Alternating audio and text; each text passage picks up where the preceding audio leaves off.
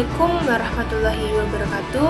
Perkenalkan, nama saya Anindita Yunin Azharo dengan NIM 240210402009.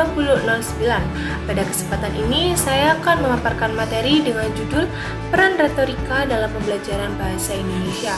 Saya berharap penyampaian ini dapat memberikan pemahaman, gambaran, dan kesadaran tentang betapa pentingnya retorika dalam proses belajar dan berbahasa di lingkungan pendidikan. Yang pertama, mengapa retorika itu penting?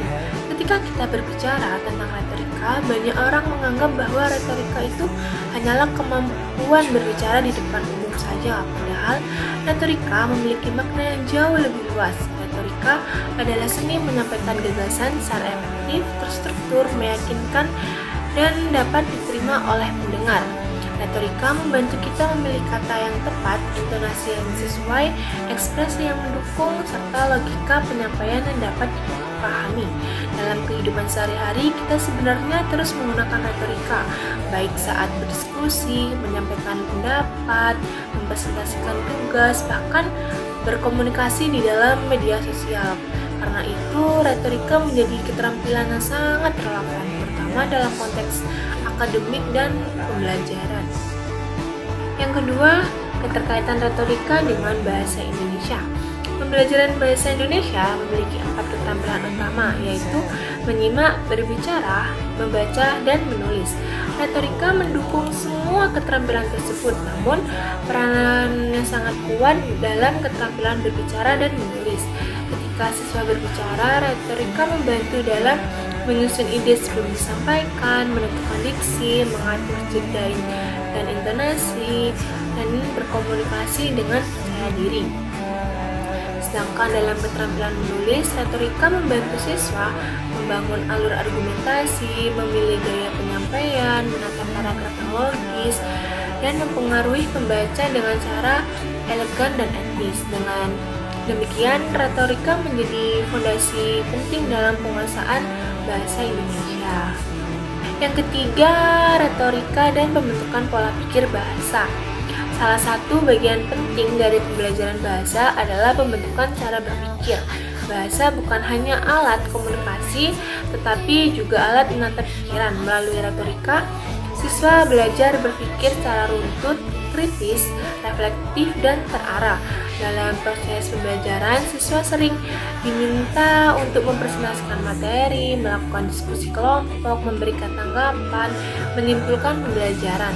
Semua aktivitas tersebut membutuhkan kemampuan retoris agar pesan yang disampaikan tidak hanya terdengar, tetapi dipahami dan diterima. Yang keempat, retorika dan sikap berbahasa. Pembelajaran bahasa Indonesia juga mengajarkan nilai-nilai sikap seperti kesantunan berbahasa, etika berkomunikasi, penghargaan terhadap lawan berbicara. Retorika juga mengajarkan bahwa berbicara bukan hanya soal apa yang disampaikan, tetapi juga bagaimana cara menyampaikannya. Dengan retorika, kita belajar menyampaikan kritik tanpa menjatuhkan, dan menyatakan pendapat tanpa merendahkan, dan mempertahankan argumen tanpa memaksakan. Di era digital, sikap ini sangat penting karena komunikasi seiring berlangsung cepat, impulsif, dan rentan disalahpahami. Yang kelima, retorika di era media digital. Saat ini komunikasi tidak lagi terbatas pada ruang kelas.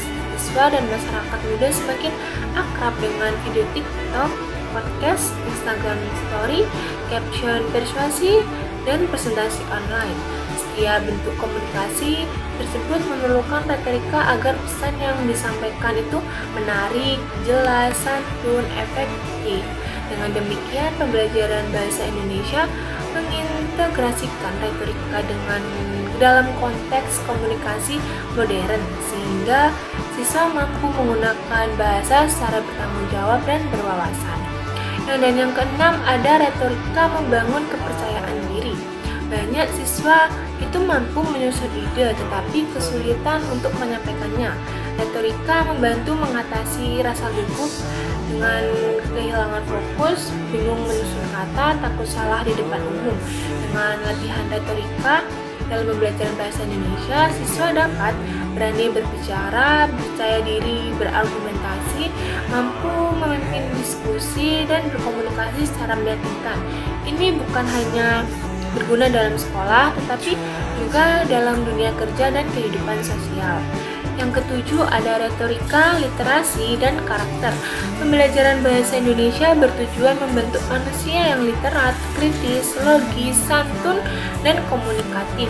Retorika mendukung semua aspek tersebut. Dengan retorika, peserta didik mampu memahami teks lebih dalam, mengekspresikan gagasan secara berbudaya, menggunakan bahasa sebagai alat membangun peradaban, yang artinya retorika bukan hanya sekedar teknik berbicara, tetapi bagian dari pembentukan karakter. Berdasarkan uraian tersebut, dapat disimpulkan retorika memiliki peran yang sangat penting dalam pembelajaran bahasa Indonesia. Retorika memperkuat keterampilan berbahasa, membentuk pola pikir, meningkatkan kemampuan komunikasi, serta menumbuhkan sikap berbahasa yang santun, efektif, dan bertanggung jawab. Oleh karena itu, retorika seharusnya menjadi bagian penting yang terintegrasi dalam proses belajar, bukan hanya di bangku kuliah, tetapi juga dalam kehidupan sehari-hari. Demikian penyampaian materi dari saya. Terima kasih telah menyimak dari awal hingga akhir. Wassalamualaikum warahmatullahi wabarakatuh.